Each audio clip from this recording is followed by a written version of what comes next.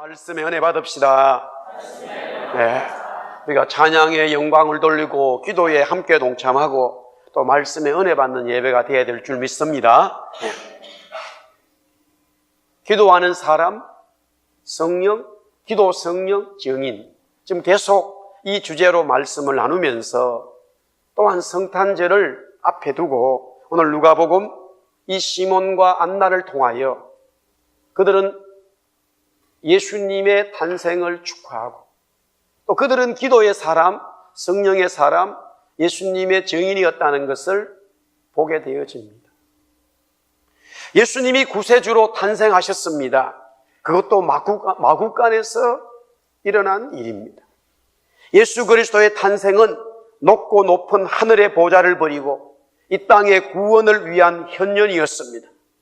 그러하기에 하늘에는 영광, 땅에는 평화의 메시지가 울려 퍼졌습니다. 그럼에도 동방박사와 목자들만이 예수님의 탄생을 축하하고 기뻐했습니다.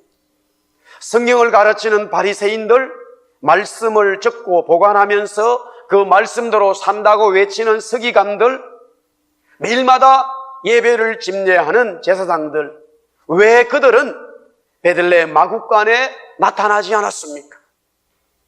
왜 그들은 예수님의 초림에 경배하지 않았습니까? 아마도 예수님이 예루살렘 성전에 할례를 받고자 부모님과 함께 올라올 때 그들은 대대적인 메시아의 현현을 축하하기 위하여 준비하고 있을 것이라 우리는 생각하지 않을 수 없습니다. 왜냐하면 진정 그들이 말씀을 믿고 구세주를 믿고 메시아를 기다렸다면 당연히 행하여야 될 모습이었습니다. 그럼에도 불구하고 그들은 아무도 예수님의 탄생을 축하하는 데 있지 않았습니다. 예수님의 육신의 부모인 요셉과 마리아는 모세의 법대로 정결 예식을 치르기 위하여 아기 예수가 태어난 지 8일 만에 예루살렘의 성전으로 올라옵니다. 요셉은 부유한 자가 아니었기 때문에 비둘기로 제사를 드리고자 했다라고 누가는 말하고 있습니다. 하나님 앞에 제사할 때에는 세 종류의 예물이 동물이 있습니다. 굉장히 가정이 집안이 재산적으로 물질이 많으면 소나 송아지를 드려야 된다 이 말이에요. 그 다음에 중류층 같으면은 사는 게 보통 사람 같으면 양이나 염소를 드려라. 또 재정이 어렵고 형편이 어려우면 힘들면은 비둘기를 드려라 이 말이지. 집에 비둘기를 기를 수도 없으면 그 돈도 없으면 수고해서 들로 산으로 나가 비둘기를 잡으면 돼. 그래서 산비둘기를 드려라. 누구든지 하나님 앞에 예배할 수 있다는 거지요. 재정의 차이는 있을 줄 몰라도 물질의 차이, 즉 소나 양이나 염소, 비둘기 같은 이 물질의 차이는 있을 줄 몰라도 그 차이가 예배의 응답의 차이는 아니에요. 예배의 응답은 하나님이 동일하게 역사하시겠다는 말씀이지요. 요셉은 복수의 일을 하고 있었습니다. 그가 산비둘기, 집비둘기로 드렸다는 것은 삶이, 경제가 넉넉하지 못했다는 것을 우리는 직감할 수 있습니다. 하나님께서 그리스도를 이 땅에 보내실 때에 유다 지파의 자손으로 보낸다면은 유다 지파 중에 요셉만 있는 것이 아니라 부잣집 유다 지파의 자손도 있을 것으로 압니다.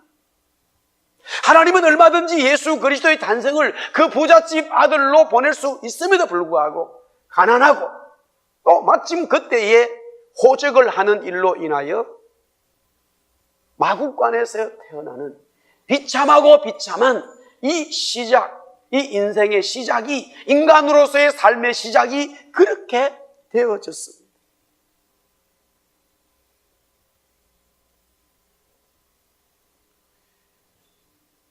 대부분의 모든 사람들은 아기 예수님을 알아보지 못했습니다.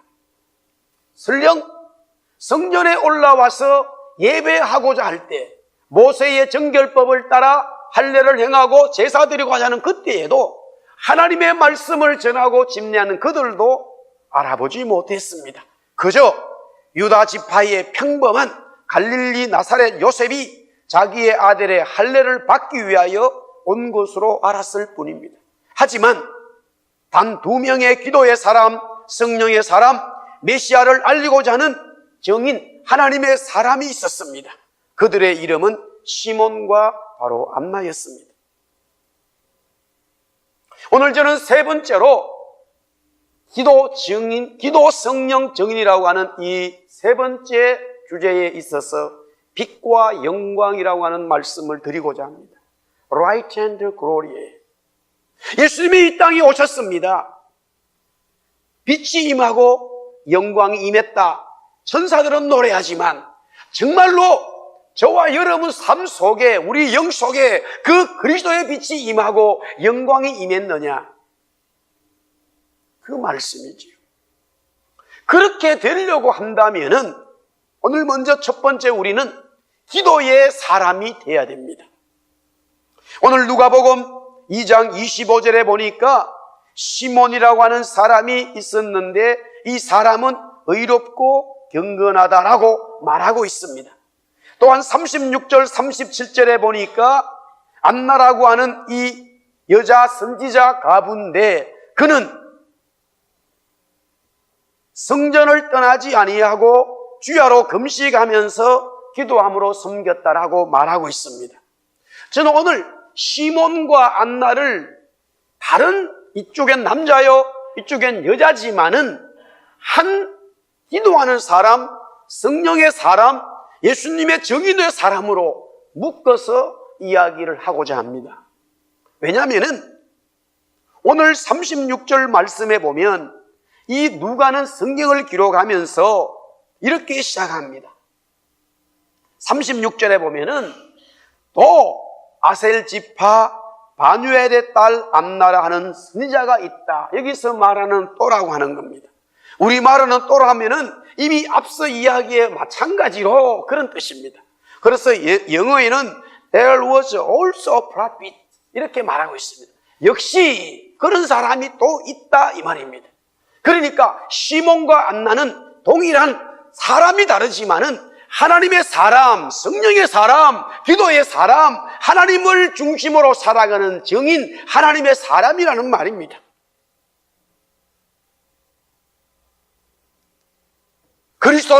그리스도를 통해서 빛과 영광이 임하는 사람들의 특징이 뭐냐?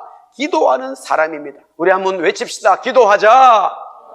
기도의 삶을 말하고 있습니다. 그렇다면은 기도의 삶을 가지고 있는 하나님의 사람들의 특징은 세 가지가 있어요. 기도를 통해서 그 첫 번째는 의롭다는 거예요. 우리 한번 외칩시다. 따라합시다. 기도의 삶은 의롭다. 오늘 여기 보니까 시몬에 대해서 의롭다라고 말하고 있습니다. 기도의 삶은 의로운 삶이며 바른 삶이며 옳은 삶입니다. 기도하는 사람인데 의로운 삶, 바른 삶, 옳은 삶이 아니라면 기도의 사람 아니지요. 시몬과 안나는 기도의 사람들이었기 때문에 의로운 삶을 사는 자들이었습니다. 시몬은 예루살렘에 사는 모든 자들이 다 알 정도로 의로운 사람이라고 말씀하고 있습니다. 안나는 7해 동안 남편과 살다가 그 이후로 가부가 되어 84세가 되었다. 오랜 세월 동안 예수님을 하나님을 신랑으로 모시고 의로운 삶을 살았다는 거예요. 그 삶이 깨끗하다는 거예요. 난잡하지 않다는 거예요. 기도하는 사람들의 특징은 의로운 삶을 살아가요. 기도가 쌓이면 쌓일수록 그 사람은 의로운 사람이 되게 돼 있어요. 정말로 하나님과 기도하는 사람이라면, 하나님과 정말로 기도하는 사람이라면 기도하는 교회는 시간이 지나면 지날수록 점점점 의로운 삶이 나타나게 돼 있어요. 할렐루야. 두 번째는 경건하다는 거예요. 의롭고 경건하다. 여기에 기도의 사람은 경건입니다. 우리 따라합시다. 기도의 사람은 경건하다. 그렇다면 경건의 의미는 신중하고 조심성이 많다는 것을 뜻하고 있는데 더 정확한 의미는 성령님의 열매, 즉 내적인 것이 그 사람의 성품을 사로잡아서 하나님을 경외하는 겸손의 마음이 있다는 거예요. 기도하는 사람은 시간이 지나면 지날수록 더 하나님 앞에 겸손하고 성령의 열매의 인격을 만들어 간다는 거예요. 왜냐하면은 신중하다 조심성이 있다는 말은요, 겸손한 것을 말하고 있는데, 기도하면 할수록 내 육신으로 말하고 행동하고 아무렇게 하는 게 아니라 하나님의 성령께서 나를, 교회를, 우리 가정을, 기업을 어떻게 이끌어 가실 것인가에 민감하게 기다리기 때문에 아주 영적인 겸손, 조심성 기다리는 마음이 있어요. 무슨 일이 일어나면 하게 하는 게 아니라 하나님이 어떻게 하실 것인가, 무엇 때문에 그럴까 생각을 하면서, 기도하면서 하나님께서 주시는 말씀을 붙들고 경건하게 조심성 있게 아주 조심조심 간다는 거예요. 그것은 내 육신의 소욕도 일어나는 일을 막 말하거나 행동하는 것이 아니라 기도하면 할수록 더 성령의 조명을 받고 나아간다는 말이에요. 세 번째는 성전을 떠나지 않는다. 우리 한 번 더 따라합시다. 기도의 사람은 성전을 떠나지 않는다. 여기 성전은 바로 예수님이요 하나님입니다. 기도하는 사람들은 성전을 떠나지 않는다는 말은 성전 중심, 그리스도 중심을 말하고 있어요. 시몬과 안나의 기도의 삶은 성전 중심이었기 때문에 요셉과 마리아가 아기 예수님을 데리고 성전에 오자 바로 예수님을 알고 경배하게 되어집니다. 예수님은 원래 하나님이시고, 예수님은 말씀이시고, 예수님은 창조주예요. 그분이 단 우리 인간의 모습으로, 완전한 인간의 모습으로 온 거기 때문에 아기 예수지, 정말로 기도하는 사람들은 이미 오실 예수님, 즉 영으로 계시고 신이고 창조주인, 만물의 주인이시고 그로 말미암아 되어진 이 모든 것들을 알고 있기 때문에 단지 그분이 말씀에 의해서 이 땅에 인간으로 오셨다고 하는 우리의 눈에 인식하는 것밖에 없다는 이야기죠. 우리의 모든 삶의 기도는 예수님 중심으로 가게 돼 있어요. 할렐루야. 그래서 교회의 주인은 그리스도다라고 말씀하는 이유가, 성도를 가리켜 교회라고 말하는데 그 교회의 주인은 그리스도예요. 그러므로 우리가 그리스도를 영접한 하나님의 사람들은 예수님을 중심으로 살아갈 수밖에 없는 거지요. 기도하면서 그리스도를, 기도하는 사람이 내 육신의 소욕으로 그리스도의 말씀을 자꾸 배격하고 나간다는 육신의 소욕으로 가는 것은 주님 중심, 성전 중심이 아니에요. 교회 중심이 아니에요. 정말로 기도하는 사람은 그리스도 중심이요, 교회 중심이요, 내 중심이 아니게 되어져 있다라는 말씀이지요. 이것이 바로 안나와 시몬이 기도하는 사람이었어요. 기도하는 사람은 의롭고, 기도하는 사람은 경건하고, 기도하는 사람은 그리스도 예수님 중심의 기도의 삶이 나온다, 이 말입니다. 당연히 그 기도는 성령의 삶으로 연결되어지게 됩니다. 자, 오늘 누가복음 2장 25절에서 27절에 보면 성령이 그 위에 계신다. 이스라엘의 위로를 기다리는 자라 성령이 그 위에 계신다. 또한 성령의 지시를 받았다. 성령의 감동으로 성전에 들어간다. 계속 성령님에 대한 얘기가 나와요. 그러면 안나는 아닌가? 오늘 여기 성전을 떠나지 아니하고 주야로 금식하며 기도했다라고 섬겼다는 2장 37절 안나에 대한 말씀을 보면 성전 중심의 금식 기도의 삶은 성령의 삶을 은연중에 말씀하고 있어요. 이 안나가 그렇게 주야로 금식하면서 교회를 섬기고 성전을 섬기는 것은 성령이 그를 사로잡고 있기 때문에 라는 말씀이죠. 성령의 사람들에게는 두 가지의 모습이 확실히 드러나고 있습니다. 그게 뭐냐? 첫 번째는 임재예요. 성령의 삶은 성령님께서 임재하시고 역사하십니다. 성령님이 그 위에 계신다, 성령님의 감동을 받았다라는 것은 성령님의 임재의 삶을 잘 나타내주고 있는 말씀입니다. 우리가 매년마다 또한 금식을 합니다마는 이사야 58장 6절에 보면 내가 기뻐하는 금식은 흉악의 결박을 풀어주며 멍에의 줄을 끌려주며 압제당하는 자를 자유하게 하며 모든 멍에를 뜯는 것이 아니겠느냐라고 말하는데, 이 금식, 하나님이 기뻐하는 금식, 정말로 하나님이 역사하는 금식하게 되어지면, 금식 기도하게 되면 성령이 그 위에 역사하게 된다는 말이에요. 할렐루야. 정치인들이 단식하는 거와 금식은 전혀 달라요. 눈에 보이는 것은 똑같이 음식을 전혀 먹지 않는 것은 똑같지만은 금식은 하나님 앞에 하는 거예요. 하나님이 임재하고 하나님이 좋아하는 금식은 성령님이 역사하게 돼 있어요. 육체의 병이 치료될 뿐만이 아니라 모든 멍에가 꺾여버리고 하나님의 자유의 역사가, 성령의 기름 부으심이 금식을 통하여 일어나게 되어져 있습니다.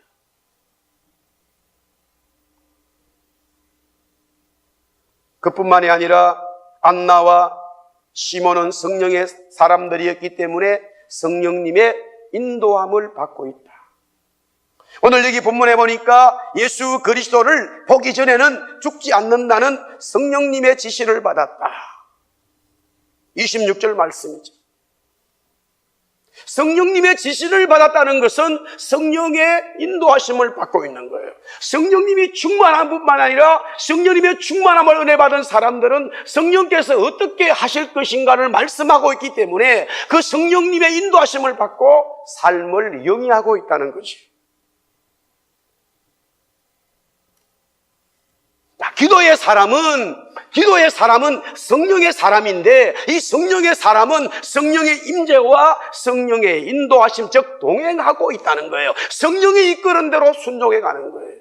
점점 기도하면 할수록 성령의 사람이 되는데, 성령의 사람이 되어진 모습이 뭐냐? 성령의 인도하심을 받아요. 내 마음대로 하지 않는다는 거지. 마지막으로 기도의 사람은 성령의 사람이 되는 것이고, 성령의 사람은 예수님을 증거하는 증인으로 되게 돼 있어요. 기도에 은혜가 있어요. 성령이 역사합니다. 그런데 예수님을 증거하지 않는다. 성령의 사람 아닙니다. 성령의 사람 아니기 때문에 기도하는 거 자기 중심으로 하는 거예요. 정말로 그리스도와 함께 되어진 기도, 성령이 역사하게 돼 있죠. 성령이 역사하면 그리스도의 복음을 전하지 않을 수 없어요. 성령이 어떤 사람도 2000년 교회 역사에도 정말로 기도하는 사람이 되고 성령의 은혜를 받은 사람들 치고 그리스도를 복음을 전하지 않은 사람이 한 명도 없다니까요. 아니, 목사님이 있는데 그분 성령 사람 아니에요.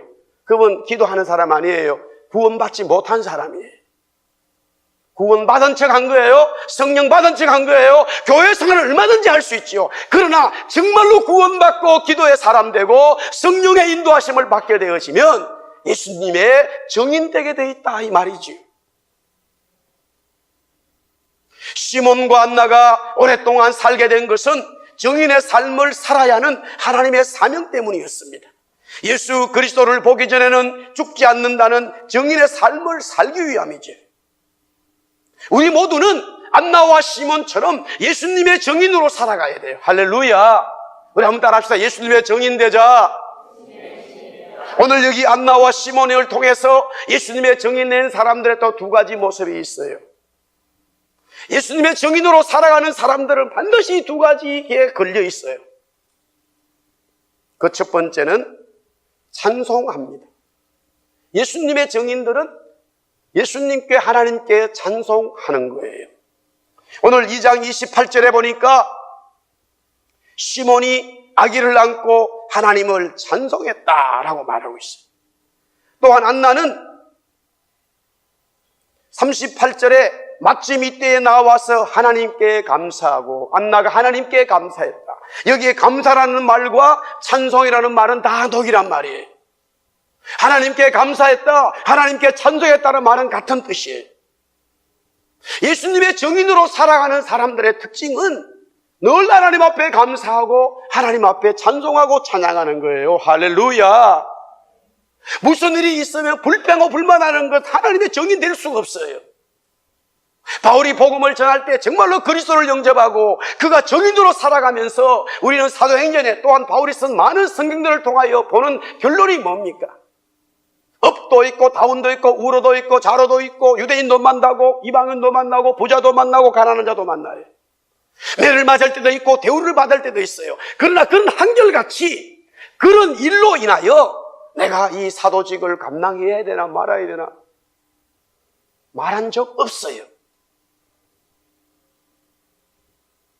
정말 우리는 그리스도를 여러분들 지금 2014년 예수 그리스도 오시는 이 성탄절을 맞이해서 여러분을 스스로가 내가 정말로 예수를 믿고 있는 나를 점검하셔야 됩니다. 무슨 일이 있으면 팍 까져요. 무슨 일이 좋으면 올라가요. 아니에요 그거. 물론 우리는 인간이기 때문에 그런 감정적인 것에 우리가 영향을 받을 수가 있지만 진정으로 그리스도를 영접한 사람들은 그런 일로 인해서 왔다 갔다 하지 않아요. 그 모든 우리의 삶, 물질이든 자녀든 기업이든 내 모든 삶들이 그리스도 때문에 하나님 때문에 감사와 찬송으로만 나오게 돼 있다는 거예요. 정말 사랑하는 성도 여러분, 우리 젊은이들 그리스도가 얼마나 위대한지를 여러분들이 깨달으셔야 돼요. 그 그리스도를 영접하셔야 돼요. 단순히 교회 생활, 무슨 이민 생활에서 하나의 소사이티를 할 수 있겠지만, 그러나 교회는 적어도 복음 때문에 모이는 곳이에요. 목사는 거기 때문에 있는 거예요. 저도 여러분들이 저에게 많은 칭찬을 해주면 기분이 좋고, 여러분들이 저에게 나쁜 소리를 하면 기분이 까지는 것이 있어요. 그러나 본질은 아니에요, 그거는. 우리는 사명으로 가야 되고 예수 그리스도를 통하여 그분이 나를 통해서 찬송되어지고 그분이 나를 통해서 찬양되어지고 그분이 나를 통해서 하나님의 영광이 되어져야 된다는 말씀이지요. 우리를 통하지 않아도 하나님은 감사가 넘치게 되고 우리를 통하지 않아도 하나님은 영광을 받으셔요. 그러나 하나님께서 우리에게 은혜 주시는 이유는 그리스도의 정인되어서 하나님께 감사하고 하나님께 찬송하고 하나님께 영광을 돌리라고 말씀하신 거예요. 그래서 우리는 정인이라는 말을 쓰는 거예요. 성경에서 계속적으로 사도행전에 정인 윌트니스를 말하는 이유와 정인은 바로 진실된 그 사실대로 살아가는 거예요. 정인이 그 마음을 바꿔버리면 정인이 될 수가 없지요. 오늘 여기에 시몬과 안나는 오랫동안 살면서 그들이 기다렸다는 것은 오로지 하나, 그리스도를 현현되어졌을 때, 그리스도가 이 땅에 초림해 오셨을 때, 그리스도가 아기 예수로 오셨을 때 그분을 영접하고 그분 함께 감사하고 그분 함께 노래하기 위하여 그 한 일만 위해서 준비되어졌다는 사실이에요.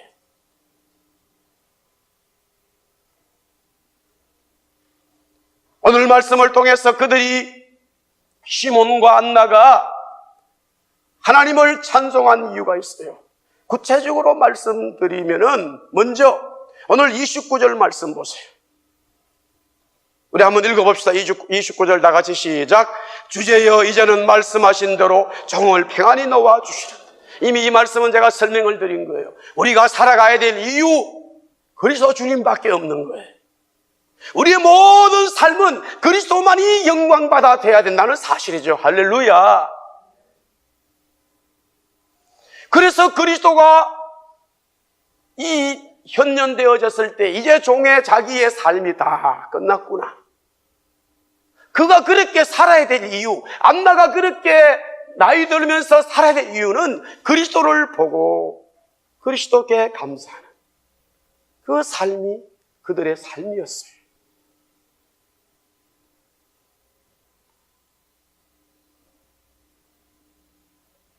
그 다음에는 30절에서 32절에 보면 내 눈이 주의 구원을 보았다. 이는 만민 앞에 예비하신 것이요 이방을 비추는 빛이요 주의 백성 이스라엘의 영광이다.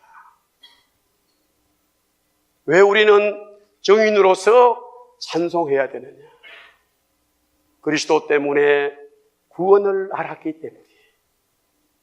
구원받은 사람은 그리스도를 그 구원의 은총에 감사해서 우리 삶에 어떤 일이 일어나더라도 구원받은 것이 너무 크기 때문에 그 구원의 찬송을 잃어버릴 수가 없어요. 우리 삶의 인생에 빨간 신호등이 만나서 정말로 앞으로도 뒤로도 갈 수 없는 이런 어려운 일이 있다 하더라도 그 장소, 그 상황, 그 시간 속에서도 구원받은 것보다 더 귀한 일은 없어요. 믿습니까?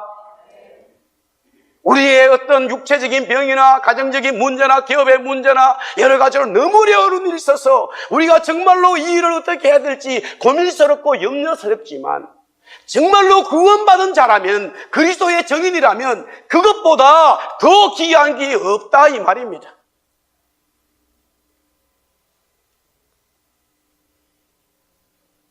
그래서 이 시몬과 안나는 그리스도를 보게 되어지는, 이 구원의 은총을 보게 되어지는 이 일 때문에 찬송했다라는 말씀이죠.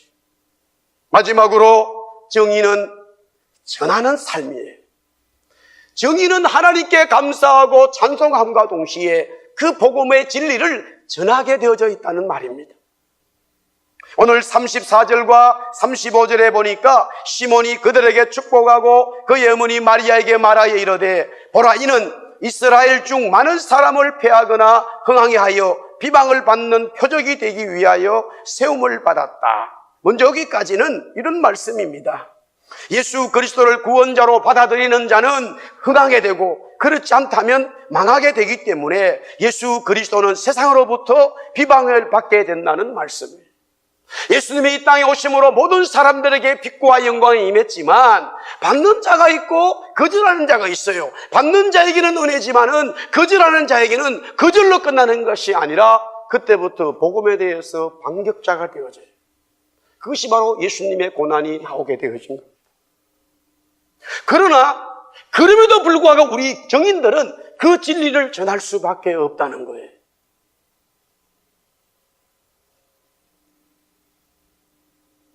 계속해서 또 칼이 네 마음을 찌르듯 하리니 이는 여러 사람의 마음의 생각을 드러내려 함이라. 여기 네 마음을 누구냐? 마리아예요. 본문의 내용은 마리아예요. 마리아의 마음이, 심장이 너무너무 아프다는 거예요. 무슨 얘기냐? 예수 그리스도가 지금은 육신으로 오셔서 아기지만은 이분이 이제 복음을 증거하게 되고 진리를 선포하게 되어지는데 우리가 아는 대로 고난을 받아야 되고 십자가에 죽게 되는데 육신의 어머니가 그 아들의 모습을 다 보게 되는 거예요. 그때 어머니의 마음은 너무너무 심장이 찌르다는 거지요. 그러나 이 시몬이 이 말을 하는 것은 마리아의 아픈 마음을 얘기하고자 함이 아니에요. 잘 들으십시오. 마리아의 아픈 마음을 이야기하고자 함이 아니라 그리스도의 고난과 십자가를 얘기하고자 함이에요. 우리가 복음 때문에 우리의 마음이 아플 때가 있지만 그것이 인정받아지면 좋겠지만 그것이 주가 아니라 그리스도 주님이 더 중요하다는 사실이에요. 그것을 은유적으로 지금 시몬이 예언을 하고 있는 거예요. 그러면 복음이 이렇게 진리가 진행되어져 가는 과정을 보면서 이미 예언적으로 시몬은 이 복음의 길이 순탄하지 않구나 라는 것인데 그럼에도 불구하고 진정한 정의는 이야기하지 않을 수 없어요. 우리 모든 사람들에게 복음을 제시할 때에 그 복음이 가장 중요하다는 것을 우리는 알려주어야 돼요.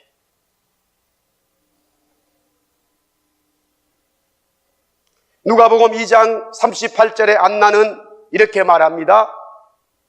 마침 이때에 나와서 하나님께 감사하고 예루살렘에 속량을 바라는 모든 사람에게 그에 대하여 말하니라. 안나 또한 마찬가지지요. 아기 예수님을 보고 좋은 소식을 전하지 않을 수 없지요. 예수 그리스도가 모든 사람들을 속량할 수 있는 구원자임을 알았기 때문이에요. 그 이야기를 하지 않을 수 없어요.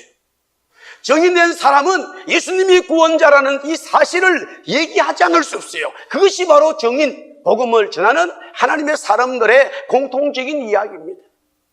종종 세상은 여러 가지로 변하여 다른 데도 구원이 있다고 말하지만 정말로 정인되어진 사람들은 아니야, 예수님만이 구원자야 라고 그 삶 속에서, 그 환경 속에서 당당히 외치게 되어져 있다는 말씀이에요. 할렐루야.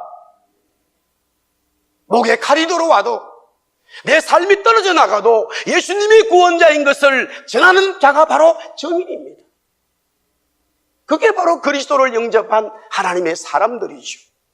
말씀을 정리하겠습니다. 우리가 성탄절을 내일 모레 앞두고 있으면서 오늘 기도 성령 정의라고 하는 세 번째 빛과 영광이라고 하는 주제로 나눌 때에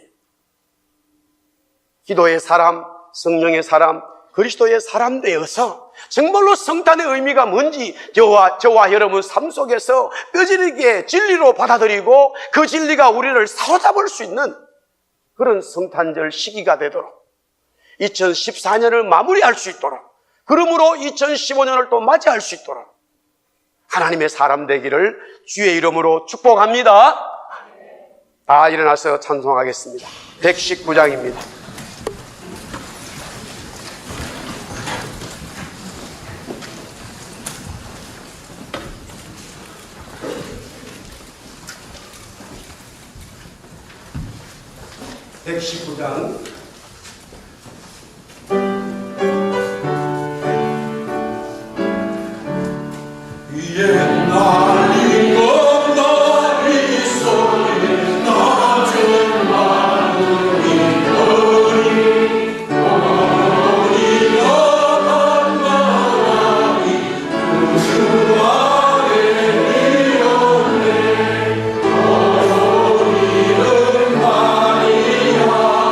그